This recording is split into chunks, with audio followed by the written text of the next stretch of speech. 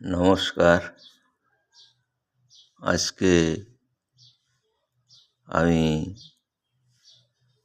সামান্য কিছু আলোচনা করতে চাই।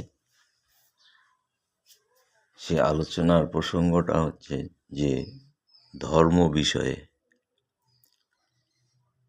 তবে ধর্মের বিরুদ্ধে কোনো দেবদেবতার বিরুদ্ধে আমার কোনো আলোচনা নেই। তবে আমার বুঝার বা আমার চিন্তার থেকে অনেক জায়গায় আমি বুঝতে পারি না। তো বুঝার জন্যে, জানার জন্যেই আলোচনাটি করার উদ্দেশ্য। তো এই যে আমরা সমাজ ব্যবস্থায় প্রত্যেকটা মানুষ ধর্ম করি, প্রত্যেকটা মানুষ ধর্ম করে আমরা চলাফেরা করছি। তো আমি বহু জনকেই জিজ্ঞাসা করে দেখেছি যে আমি বা আপনি বা আমরা যারা ধর্ম করছি বলছি, তো ধর্মটা কি? ধর্মটা কাকে বলে বা কোনটা ধর্ম? তো যতজনকে আমি জিজ্ঞেস করেছি, তো বেশিরভাগ লোকই আমাকে একটাই উত্তর দিয়েছেন, সেটা হচ্ছে যে ধর্ম বলতে বোঝায় এই পূজা পার্বণ, যাগযজ্ঞ, এই আচার অনুষ্ঠান, ন্যায় সত্য, এটাই ধর্ম। যাকে জিজ্ঞেস করেছি প্রত্যেকে এই কথাটিই বলে। তো আমার মনে জিজ্ঞাসা, আমি ঠিক বুঝতে পারি না যে ধর্ম যদি পূজা পার্বণ, যাগযজ্ঞ, আচার অনুষ্ঠান হয়, তো আমি অনেক জায়গায় দেখেছি যে ধর্ম কথাটার প্রকৃত অর্থ হচ্ছে সংস্কৃত ধী ধাতুর সঙ্গে মন প্রত্যয় যোগে ধর্ম, ধৃ শব্দে ধারণ করা বা ধরে রাখা। তো ধর্ম যদি ধরে রাখা হয়, তো এখানে বলছে যে আমাদেরকে কে ধরে আছেন? আমাদেরকে ধরে আছেন মাটি, জল, আলো, বাতাস, ফাঁকা, এই পঞ্চভূত বা পঞ্চদেবতা। গীতায় এখানে এই কথাটাকেই বলছেন যে ক্ষিতি অপ্তেজ মরুদ্বম, অর্থাৎ তোমরা সবাই পঞ্চভূতের সন্তান। ধর্ম যদি ধরে থাকা হয়, তো আমাদেরকে ধরে আছে এই মাটি, জল, আলো, বাতাস, ফাঁকা, এরাই আমাদেরকে জীবন দান করছে। আজকে আমরা জল গ্রহণ করতেছি, এই জল আমাদেরকে ধরে আছে বলেই আমরা বেঁচে আছি। জল না থাকলে আমরা বাঁচব না, জীবজগৎ বাঁচবে না।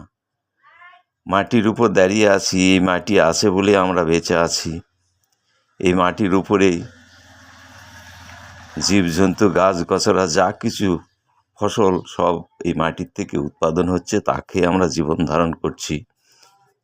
বাতাসের অক্সিজেন নিচ্ছি, এই বাতাস যদি 1 মিনিট না থাকে আমরা কিন্তু বাঁচব না।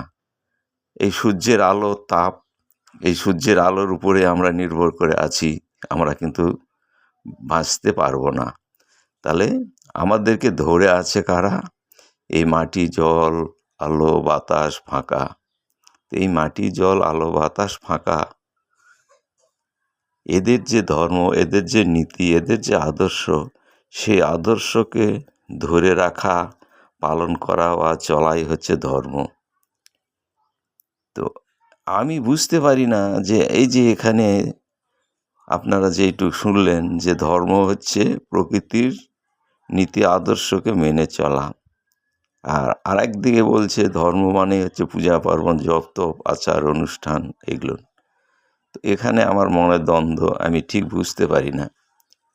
তো এই যে মাটি, জল, আলো, বাতাস, ফাঁকা, এদের মধ্যে হিংসা, দলাদলি, ভেদাভেদ, বৈষম্য, স্বার্থপরতা, সংকীর্ণতা, এসব কিছু নেই। অথচ এখানকার যে ধর্ম, যারা বলছে যে পূজা পার্বণ, জপ তপ, আচার অনুষ্ঠানই ধর্ম, সেখানে গেলে দেখা যায় এই ধর্মের নামে দল সম্প্রদায় ভেদাভেদ বৈষম্য।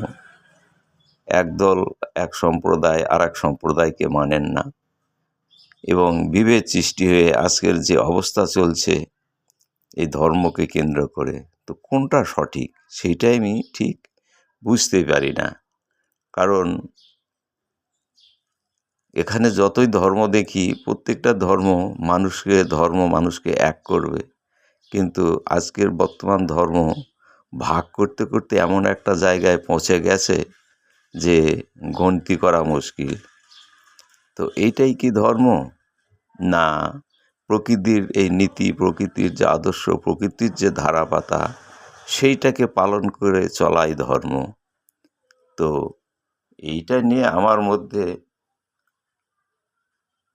একটা দ্বন্দ্ব বা সংশয় বা দ্বিধা। যাই হোক, আমি কোনো দেবদেবতা বা কোনো সম্প্রদায়, কোনো ধর্মীয় দল বা কারো বিরুদ্ধে আমি কিছু বলছি না, বা তার প্রতি আমার অন্তত ব্যক্তিগতভাবে চূড়ান্ত ভালোবাসা আছে। তবে এটা আমার মনের কথা, বুঝতে পারি না জন্যই বললাম।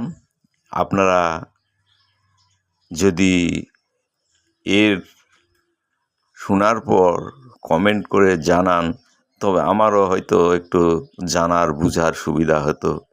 তাই আজকে এইটুকুই বলে শেষ করলাম। পরবর্তী আবার এর পরের অংশ আলোচনা করব। নমস্কার।